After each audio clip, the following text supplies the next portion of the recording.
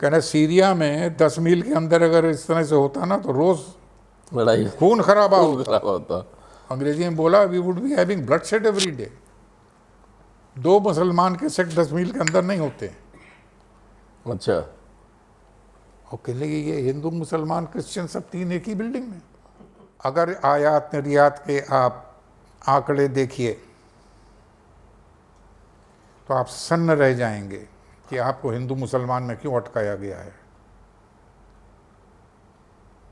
चीन से हमारा आयात बढ़ता जा रहा है, निर्यात कम होता जा रहा है। क्यों? हिंदुस्तान की मोटरसाइकिल दुनिया की सबसे नंबर 2 एक्सपोर्ट मोटरसाइकिल है। चाइना की नहीं है, हमारी है। जापान नंबर 1 है, हमारी नंबर 2 है। क्यों?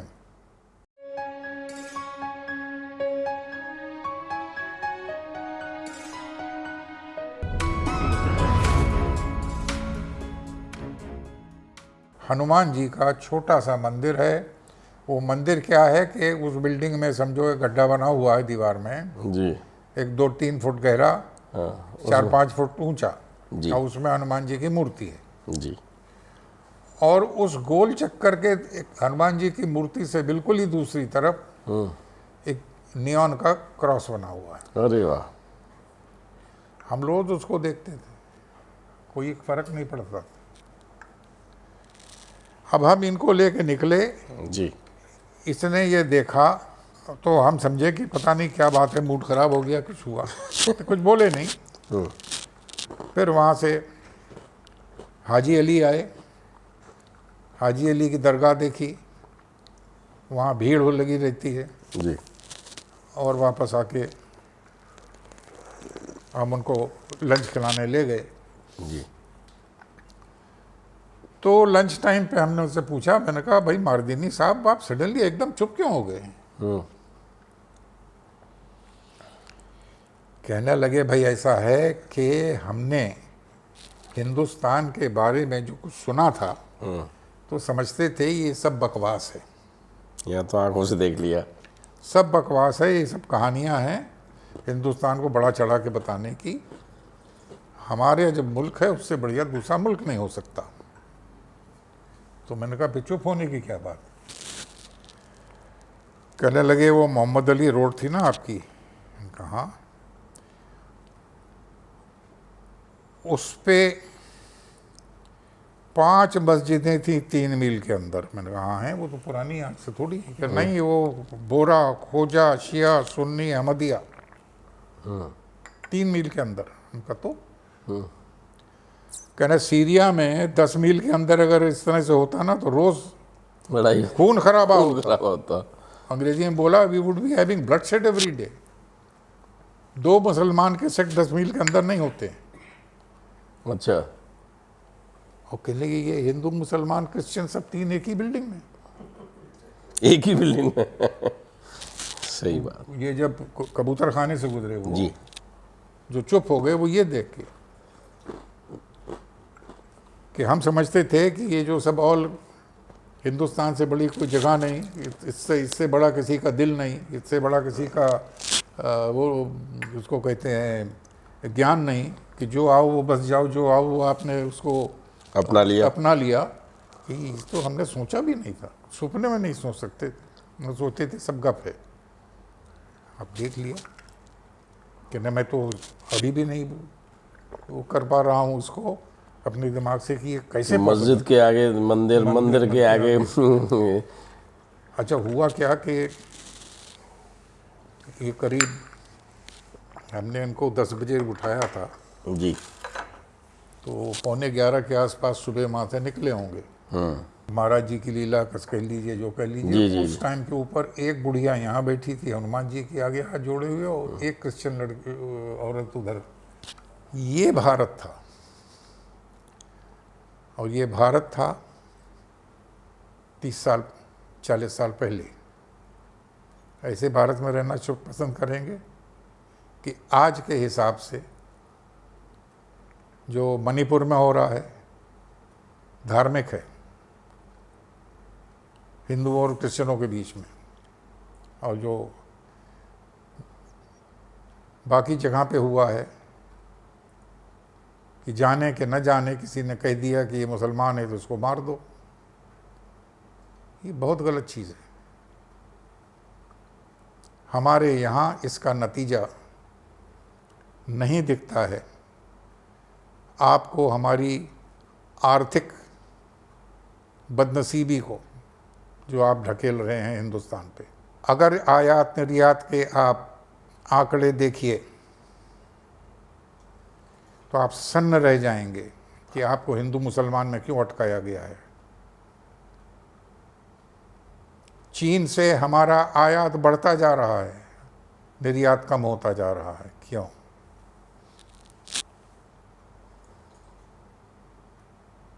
जिस दिन से सामूहिक हत्याएं होना शुरू हुई हैं, एक नई ग्रीनफील्ड फैक्ट्री हिंदुस्तान में नहीं लगी है। क्यों? टाटा, इतनी बड़ी हिंदुस्तानी कंपनी, भारत रत्न मिला हुआ है, दुनिया में जिसका डंका बजता था 100 साल पहले से लेकर के और 10 साल पहले तक।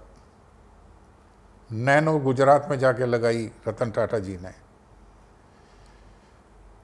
$2000 मिलियन की फैक्ट्री नई स्कॉटलैंड में लगाई है,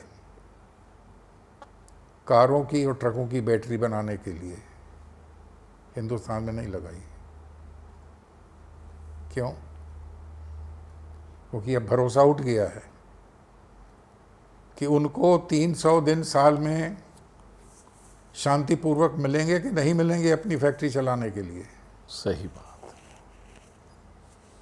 और ये एक नहीं है, जितनी नया निवेश हुआ है इंडस्ट्री में, हिंदुस्तानी भारतीय उद्योगपतियों का, वो यहाँ नहीं हुआ है, बाहर हुआ है। नफ़रत की वजह से उनको डर है कि पता नहीं यहाँ कब हिंदू मुसलमान का झगड़ा हो जाए, कब ईसाई हिंदू और हिंदुओं का झगड़ा हो जाए, कब किस धर्म से वो हो जाए, कब किस जाति का से आप आपस में भिड़ जाएं। ये वही देश है जिसमें उद्योग लगाने के लिए मेरे सामने लाइन लगी होती थी दिल्ली की सेक्रेटेरिएट में, मल्टीनेशनल कंपनीज की लाइन लगी होती थी कि हमको दीजिए लाइसेंस यहाँ फैक्ट्री लगाने का। ये मैंने देखा हुआ है। सन 60, 65, 70, 75 और 91 लाइन लग गई थी। तकदीर बदल गई हिंदुस्तान की। क्यों? क्योंकि शांति थी, भाईचारा, विश्वास था, भाईचारा था। ये खो दीजिएगा तो जितना भी आपने दुनिया में गेन किया है सब चौपट हो जाएगा। मैंने बम्बई के VJTI में और इलाहाबाद के Motilal Nehru regional engineering college में रिटायर होने के बाद पढ़ाया है। करीब करीब 15 साल मेरे पढ़ाने में गए हैं। अच्छा। और उसके लिए मुझे यहाँ की आर्थिक व्यवस्था का अध्ययन करना पड़ता था जी। उसके बीच जो हमको पेपर्स आते थे बाहर से, जी। उससे ये मालूम पड़ा कि हिंदुस्तान की, भारत की ऑटोमोबाइल इंडस्ट्री का उत्थान क्यों और कैसे हुआ, ये पढ़ाया जाता है वहाँ के बिजनेस स्कूल्स में, हार्वर्ड में और प्रिंसटन में। हिंदुस्तान की मोटरसाइकिल दुनिया की सबसे नंबर दूसरी एक्सपोर्ट मोटरसाइकिल है। चाइना की नहीं है, हमारी है। जापान नंबर 1 है, हमारी नंबर 2 है। क्यों? कितने दिन रहेगी?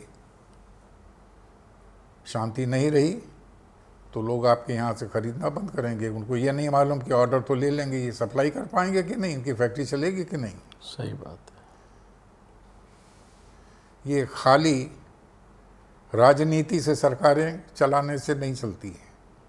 खाली राजनीति से अपना मन बना लेना, अपना आचरण उसके हिसाब से करना बहुत घातक है,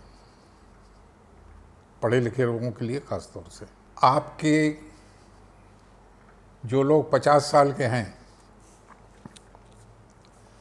और 55 साल के हैं और उससे कम जिनकी उम्र है, उनको ये नहीं मालूम होगा कि भारत में सेफ्टी पिन और सुई नहीं बनती थी, फाउंटेन पेन नहीं बनता था, वो तो छोड़ो, फाउंटेन पेन से लिखने वाली स्याही नहीं बनती थी, बाहर से आती थी। मुझे उसका ब्रांड नेम अभी तक याद है, क्विंक, मेड इन इंग्लैंड। उस स्टेज से लेके और जब आपने आँख खोली तो सब कुछ यहाँ था। जी। कैसे हुआ? एक तो लीडर्स की लीड, जो नेता थे उनका दिखाया हुआ रास्ता, और दूसरा शांति। ये हिंदू मुसलमानी झगड़े जो राइट वाइट होते थे, एक कोने में होते थे, होके खत्म हो जाते थे, हर आदमी उसमें नहीं पड़ता था। किसी भी उद्योग को चलाने के लिए साल में 300 दिन कम से कम चाहिए कि उसको बनाने में फ़ायदा हो। फ़ायदा नहीं होगा तो बंद हो जाएगा। सही बात। चलिए हम आते हैं फिर उसी सद्भाव वाली बात पर, जहाँ क्योंकि मुझे लगता है कि जिस चीज़ को आपने राष्ट्र हित में यहाँ पर बताया है, जिस चीज़ को लेकर, भविष्य को लेकर हमने जो मंथन आपके द्वारा सुना है, निश्चित रूप से प्रेरणादायी है। और जिम्मेदार व्यक्ति जिन पर ये जिम्मेदारी है वो सुन रहे हैं और बड़ी बेबाकी से उन्होंने बात की है। और ये हो भी क्यों ना कि आप महाराज जी के अनन्य भक्त हैं। हम आते हैं उसी तरफ, क्योंकि उसी बात से एक बहुत बड़ी बात सामने आई कि महाराज जी ने निचले स्तर पर खड़े व्यक्तियों को कैसे उठाया। आपने राष्ट्रव्यापी उदाहरण देके बताया कि क्योंकि व्यापार होगा, फैक्ट्री चलेगी, तभी तो व्यक्ति काम करेगा वहाँ पर, और जब काम करेगा तो वहाँ पर वातावरण सौहार्दपूर्ण हो, सद्भावपूर्ण हो और राष्ट्र भावना से ओतप्रोत हो। जब ये सब कुछ बहुत अच्छी तरह चल रहा था तब हमारे यहाँ विकास था। आज एक विज्ञापन की बात हो जाती है कि हमारे यहाँ किसी ने पैसा या फैक्ट्री लगाई है, तब लाइन लगी हुआ करती थी। आपने बताया कि महाराज जी ने जो भूमियाधार आश्रम बनाए, कैंची धाम आश्रम बनाए, जो बनाए, और जहाँ बैठते थे वहाँ भी भंडारा शुरू हो जाता था। तो वो किस तरह से क्या होता था? देखिए, ऐसा है कि समाज में हमारे जो सबसे बड़ी कमज़ोरी है जी वो है यहाँ की आबादी। जी। अब यूँ के सोचें, अब मैं तो हर चीज़ में देखिए आर्थिक एंगल लगा रहा हूँ। जी जी जी जी। ये मकबूरी, भुखमरी हमारी सन 70-75 तक चली। जी। क्यों चली? सन 1939 में लड़ाई छिड़ गई, दूसरा विश्व युद्ध। जी। तो खाना, कपड़ा, गल्ला, शक्कर, जो भी आप नाम ले लो, वो सब लड़ाई में जाने लगा। जाया जाता था। यहाँ में राशनिंग लगी, और आपको ताज्जुब होगा कि राशनिंग में कपड़ा भी राशन था। उसको कूपन मिलते थे तभी मिलता था, नहीं तो कपड़ा नहीं खरीद सकते थे। अच्छा। जैसे अब ये जो राशनिंग चलती रही, सन 47 में आए, राशनिंग कंटिन्यूड रही क्योंकि पैदावार कम हुई और भारत को अनाज के लिए भीख मांगनी पड़ी बाहर। एक प्रोग्राम कहलाता था PL 480। जी। PL 480 प्रोग्राम अमेरिका का क्या कहना चाहिए, दान था हिंदुस्तान को जी। कि हम डॉलर नहीं लेंगे आपसे, आप रुपया हमारी एम्बेसी में जमा करा दो, हम आपके वहाँ गेहूँ भेज देंगे। उस टाइम पे हमारी उद्योग शुरू हुआ है सन 50 से। जी तो जैसे जैसे उद्योग बढ़ता गया तो ये जो आबादी थी ज़्यादा, हाँ ये उद्योग में खपती गई, जी लोगों को जीविका मिलती गई एक तरफ, और दूसरी तरफ ये जो ग्रीन रेवोल्यूशन का नाम आपने सुना होगा, जी जी ग्रीन रेवोल्यूशन ने काम किया, खाद्य पदार्थ की चीज़ें ख़त्म हो गई। मगर ये ख़त्म होते होते सन 77 हो गया था। जी बाबा जी ने शरीर त्याग दिया सन 73 में। जी उनके सामने जो समस्या थी, दिल में करुणा थी, दिमाग में फिक्र रही होगी जी कि इनका क्या होगा।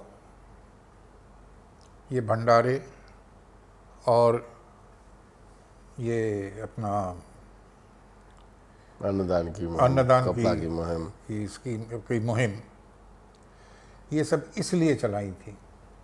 किसी और ने क्यों नहीं चलाई?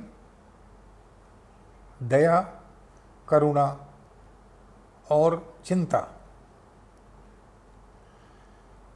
उस टाइम पे देखा होगा ये कि कुछ करिए नहीं तो भूखे मर जाएंगे। उनकी शक्ति थी जी कि उन्होंने एक चीज़ को सोचा और करवाया, लोगों ने किया, उनको फॉलो किया। ये जो है, ये उनकी अपनी आध्यात्मिक शक्ति, उनका करुणा भाव, उनका प्रेम भाव और भक्तों की लगन उनमें, जी इस वजह से ये पॉसिबल हुआ। अगर ये ना होता तो कभी भी ये चीज़ नहीं आती नहीं आती। अच्छा, आज के परिप्रेक्ष्य में जैसे उस समय एक उस तरह की व्यवस्था थी, क्या आज के परिप्रेक्ष्य में अन्नदान की जो मुहिम चलती है, सर्दी में कपड़ों की होती है, तो उसका कारण क्या रहता है? उस समय चलो एक विश्व युद्ध था, अब क्या रहता है? आप लोगों को मालूम नहीं है भाई साहब, जी ऐसा लगता है 2019 जी की फरवरी जी में जो बजट का भाषण था, जी उसको अगर आप पढ़ें जी तो आप पाएंगे कि फाइनेंस मिनिस्टर ने हिंदुस्तान के जी 2 लाख करोड़ रुपए का प्रावधान किया था 80 करोड़ लोगों को मुफ्त अनाज, तेल और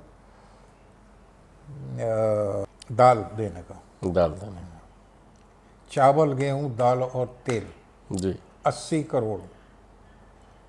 130 करोड़ की पॉपुलेशन में, जनसंख्या में 80 करोड़ आदमी को फरवरी 2019, मैं रिपीट इसलिए कर रहा हूँ उसको दोबारा कि कोविड आपका 2020 में आया है, जी जी मार्च जी में, जी जी जी 1 साल पहले से फ्री बट रहा है। क्यों? क्योंकि जीविका नहीं है। क्यों नहीं है जीविका? सोचिए। यही आप अगर दिमाग पीछे, अपना टाइम को पीछे ले जाएं, अटल बिहारी वाजपेयी जी के टाइम से, अनएम्प्लॉयमेंट नाम के लोगों को स्पेलिंग नहीं मालूम थी। जी थी ही नहीं। इतना बढ़िया जीविका का साधन उनके टाइम के ऊपर डेवलप हुआ था। अब आप कहेंगे मास्टर जी की तरह से बोल रहा हूँ मैं, पढ़ाने की आदत। नहीं नहीं नहीं, हम सब लोग पढ़ रहे हैं, हमें जानना भी है। वाजपेयी जी के टाइम पे थोड़ा बहुत जो बच गया था, 1991 का जो इंडस्ट्रियल रिफॉर्म कहते हैं जिसको, जी ने भारत की शक्ल बदल दी। आपको धरातल से उठा के दुनिया का 7वां बड़ा औद्योगिक देश बना दिया। जी नंबर में, क्वालिटी में, और मार्केट के विस्तार में भी। मैंने मोटरसाइकिल का बताया, जी, जी। एक मिसाल दी है आपको जी जी कि दुनिया में नंबर 2 हैं आप। उसमें जो थोड़ा बहुत कुछ बचा जी 91 से लेकर के और 98-99 तक, तो प्रधानमंत्री सड़क योजना आई। जी वाजपेयी जी ने दिल्ली, कलकत्ता, मद्रास, बम्बई, दिल्ली क्वार्टर बनाया था, अगर आपको याद हो। जी जी जी और दूसरी स्कीम साथ में चली थी, प्रधानमंत्री ग्रामीण सड़क योजना, जी, गांव से गांव जो। गांव से गांव मिलाने में। क्या हुआ, रोड ट्रांसपोर्ट इतना एक्सपेंड किया, ये सब उनकी भाषण में है। जी